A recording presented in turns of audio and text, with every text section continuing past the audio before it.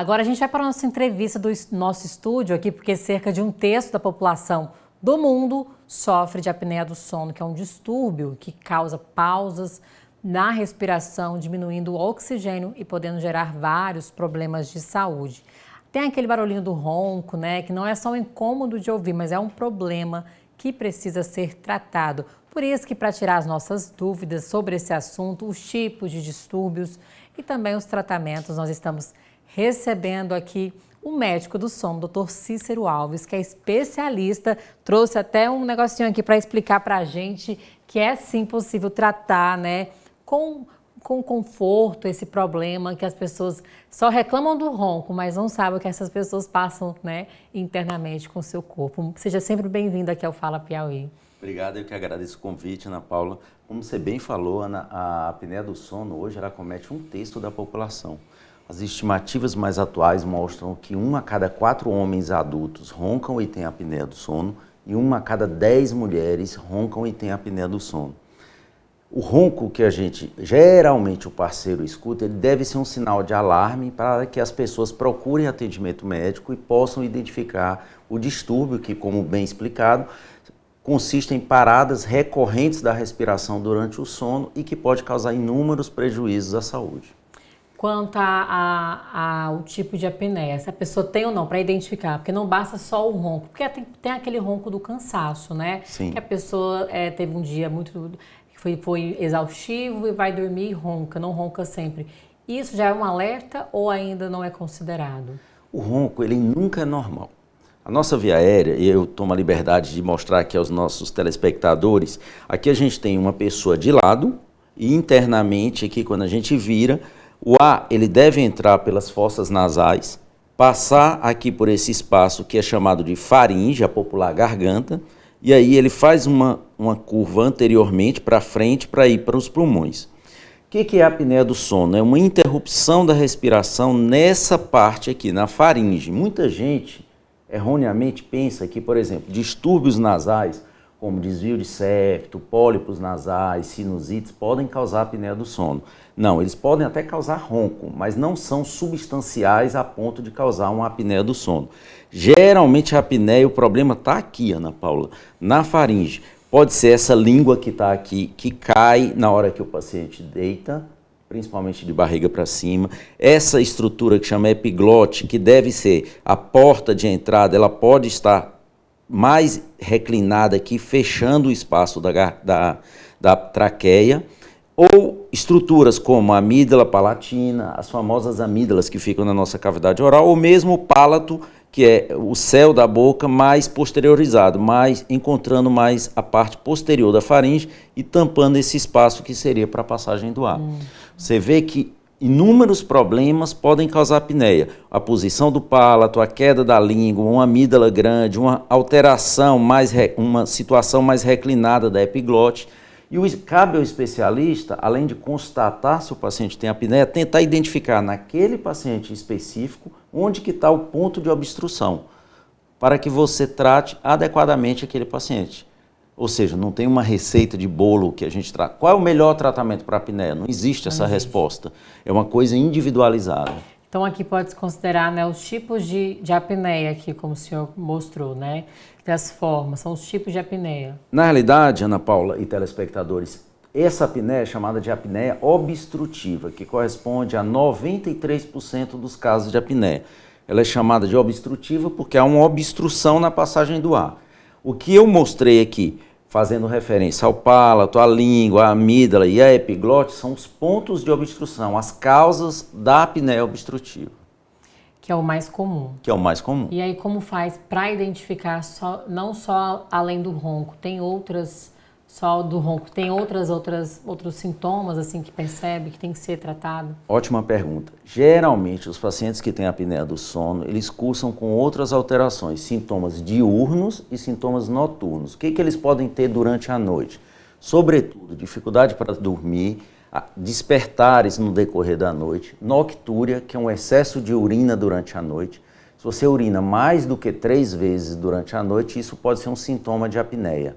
Acordar com falta de ar, com o coração acelerado durante a noite. E durante o dia, no dia seguinte, ele pode reclamar de sonolência, cansaço, falta de concentração, perda de memória, tudo isso pode ser consequência da apneia. Ou seja, o ronco isoladamente, ele é apenas um sinal de alarme. A gente tem que casar com outros sintomas, outras queixas e comprovar através de um exame específico, que é a polissonografia, que é um exame que é feito com a monitorização do paciente na noite, em que ele vai dormir com alguns eletrodos de superfície, eletrodos que são colocados desde o cérebro, passando pelo rosto, pelo tronco, pelo abdômen e até nas pernas, e que vão monitorar essa respiração do paciente para a gente ter uma noção. Primeiro, se ele tem apneia, se ele tiver, qual o grau de apneia, ou seja, quantas paradas de respiração ele tem durante a noite. O Paulo Henrique da Água Mineral quer saber o que causa a apneia do sono e se o ronco tem cura.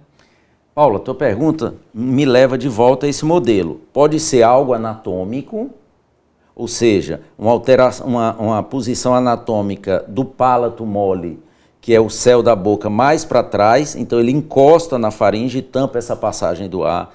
Pode ser uma queda da língua, pode ser uma amígdala aumentada e mais para trás, pode ser uma alteração da epiglote. Essas são as alterações anatômicas. Outras causas, obesidade, principalmente nos homens, há um acúmulo de gordura aqui na região cervical, aqui no pescoço. E esse acúmulo de gordura, ele comprime essa via aérea de fora para dentro. Então ele faz esse movimento achatando a via aérea e fechando completamente.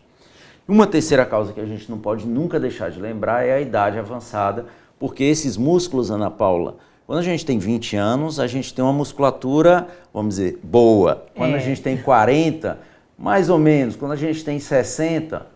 Alguns uns 30 anos já sente.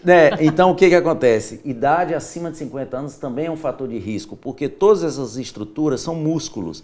Então, eles ficam flácidos e na passagem do ar ocorre a vibração, que é o ronco, e eles podem fechar. Tratamentos. Hoje temos muitas formas de tratamento, como a gente estava conversando antes de começar o programa, que antigamente era mais invasivo. Como é que são feitos os tratamentos hoje para cada caso? Então, como nós falamos, a causa é multifatorial. Se eu detecto que a apneia do sono de um paciente específico, Ana Paula, é por obesidade, a gente tem como curar esse paciente com perda de peso. Na maioria dos casos, em pacientes obesos. Na idade avançada, a gente tem que lançar a mão de aparelhos que vão ajudar esse paciente a respirar. Eu não tenho como voltar esse paciente, a musculatura desse paciente para os 20, 30 anos de idade. Então a gente pode lançar a mão de aparelhos que são chamados de CPAP, que ajudam. O que o CPAP faz? Ele é uma máscarazinha que é colocada no nariz do paciente e ele joga um ar para vencer a obstrução aqui. Então ele usa durante a noite para que ele consiga respirar. Se eu detecto alguma alteração anatômica, uma amígdala grande, uma língua muito caída, uma epiglote que está mais deitada aqui tampando o canal da respiração, eu posso lançar a mão de procedimentos cirúrgicos para corrigir algum desvio anatômico que esse paciente tenha. Enfim, o tratamento ele é personalizado, identificando-se a apneia. Eu, como especialista, tenho que procurar a causa da apneia daquele paciente e tratar aquele paciente de uma forma individualizada. O outro paciente, ele já pode ter uma apneia por uma causa totalmente diferente, portanto, o tratamento vai ser totalmente diferente. Sobre o fator genético, estão perguntando aqui, mas não tem nome. Também pode acontecer isso? Excelente pergunta. Existem pacientes que têm 20, 30 anos de idade, são atletas, índice de massa corporal, ou seja, o peso de acordo com a idade adequados. E esses pacientes magros, jovens, sem alterações anatômicas significativas, como as que eu citei anteriormente, podem ter apneia apenas porque herdaram dos pais um músculo mais flácido do que outras pessoas. Então, é uma herança que pode passar de pais para filhos, um músculo mais flácido e, portanto, mais suscetível à apneia. Então, é comum, essa é uma pergunta que eu faço em 100% das consultas. Seu pai ronca, seu irmão, suas irmãs, sua mãe, porque existem famílias de roncadores em que todos eles podem estar em boa forma, com peso legal para a altura, ainda jovens, e mesmo assim eles podem ter apneia. Mas tem tratamento também, né, para questões genéticas? Sim, Nesses casos em que você detecta uma flacidez maior, você pode lançar mão de um fortalecimento muscular através de tratamento com a fonoaudióloga e em casos mais intensos também lançar mão daquele aparelho que eu comentei que a gente usa muito para idosos, que a gente pode usar para jovens também, não é restrito a idosos. Quem tem adenoide pode ter painéis? Eu não sei o que é. Deve ser a apneia, né? Deve ser a apneia, veio errado aqui, né? Quem tem adenoide. Essa pergunta é excelente. A adenoide é uma estrutura que fica nessa região. Então, o ar vem do nariz e na passagem do nariz para a garganta, aqui onde está a caneta, há um bloqueio da passagem do ar. Quando o problema é por adenoide, é ótimo, porque a gente pode fazer uma cirurgia, retirar a adenoide e restabelecer. Que aí é bem mais fácil, Bem né? mais fácil. Lembrando que o problema de apneia por adenoide grande geralmente é restrito a crianças. É raríssimo você ter um adulto que tenha adenoide grande a ponto de ter apneia. Doutor, para finalizar aqui nossa entrevista, que está ótimo, inclusive tem muitos elogios aqui, qual o risco assim, de alguém estar dormindo, que tem apneia do sono, perder a respiração, tem algum tipo de risco assim, bem grave? A sua pergunta é excelente. Quando a gente tem apneia, o que acontece? Acontecem duas coisas simultaneamente. Primeiro, há uma queda no oxigênio do sangue. Olha, quando eu respiro, eu estou puxando o oxigênio. Se eu paro de respirar, e eu tenho pacientes, Ana Paula, que param de respirar 100 vezes por hora, não é por noite, é por hora de sono. Então, quando ele para de respirar, o oxigênio começa a cair. Isso pode levar a um infarto, pode levar a um derrame, pode levar a uma arritmia e até morte súbita. O organismo ele tem um mecanismo de defesa. Quando ocorre uma queda muito significativa do oxigênio, o próprio organismo faz a pessoa acordar para recuperar a respiração. Só que quando ele acorda, ele libera uma substância que chama noradrenalina, que é uma substância que aumenta a pressão do sangue, a pressão arterial, e sobrecarrega o coração. Então, o paciente que tem, imagina, 60, 80 paradas de respiração por hora, ele tem esse ciclo de queda de oxigênio com despertares, e isso vai sobrecarregando o coração dele, e lá na frente, se não tratado, ele vai ter um infarto, um derrame, uma morte súbita, e aí vão assinar no atestado de óbito dele infarto, um AVC, uma arritmia, uma parada cardiorrespiratória, mas que foi provocado por uma apneia de anos atrás que ele não tratou. Então a apneia mata ao longo do tempo através de sobrecarga do sistema cardiovascular. Tá aí a importância de buscar um especialista. Tem outras perguntas aqui. O senhor pode ficar à vontade se tiver alguma rede social onde o senhor explica, né, mais sobre esse assunto e também reforçar a importância de buscar uma ajuda. Eu acho que a apneia do sono é uma das entidades menos diagnosticadas no nosso meio, em grande parte por desconhecimento da população e também pela dificuldade de acesso, né? São raros os locais no Brasil que têm atendimento pelo Sistema Único de Saúde, então as pessoas têm uma certa dificuldade de chegar ao especialista. Existem poucos especialistas, mas já existem aqui no nosso estado que podem atender a nossa população. As dúvidas são muitas, eu estou à disposição. Eu queria deixar o meu Instagram, @SeuMédicoDoSono, repetindo, @SeuMédicoDoSono.